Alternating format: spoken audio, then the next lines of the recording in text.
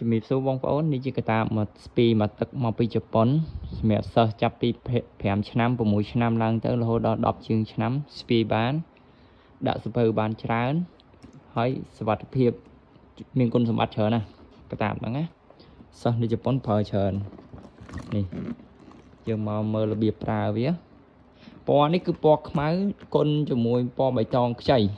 ធ្នេសើបៃតងធ្នេសើបៃតងនេះគុណបៃតងអានេះយប់ឡើងចាំងឆ្នាំងភ្លឺដើរកាត់ផ្លូវអត់អីភ្លឺមើលខាងក្នុងនេះវាប្រើគឺយើងមូលហើយយើងបកចេញមកពេលបិទវិញគ្រាន់តែសកត់ឡុកគឺវាលោតអូតូហើយមូលមកមានរុន2សម្រាប់ប្រើនេះយើងមើលខាងក្នុងគឺពណ៌នេះផ្ទៃមេឃកន្លែងនេះគេដាក់កាយភាគប្រចាំសប្តាហ៍កន្លែងហ្នឹងនេះកាយភាគប្រចាំសប្តាហ៍យើងអាចដាក់កន្លែងហ្នឹងស្រួលក្មេងគាត់ដល់បើកតាមកយើងមើលដល់ថ្ងៃច័ន្ទរៀនអីថ្ងៃអង្គាររៀនអីខាងក្នុងនេះស្អាតទូលាយធំទូលាយដាក់សភៅពុំក៏បានច្រើនសភៅសេក៏បានច្រើននេះ made in Japan នេះ logo នេះ made in Japan ស្អាតអត់មានខូចទេហ្នឹង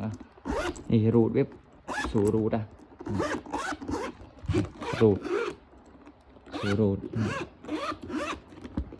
ថតមួយទៀតកន្លែងនេះកន្លែងដាក់ណែមកាតណែមអីស្រួលកន្លែងហ្នឹងណាស្អាតនេះភ្លឹងហ្មងមកទឹកមែនប៉ុន្តែវានៅស្អាតខ្លាំងបងប្អូននេះចំហៀងបងប្អូនមើលទៅនេះកន្លែងនេះមែនតពួកបតោងសោឬក៏ណែមកាតអីក៏បានដែរចំហៀងហ្នឹងណាបើនៅជប៉ុនគេដាក់កណ្ដឹងសុវត្ថិភាពកញ្ចែនៅពេលដែលមានបញ្ហាអីគេតពួកកញ្ចែនៅកន្លែងហ្នឹងឬក៏នេះគេទាញទៅវាសែកហ្មងដល់អញ្ចឹង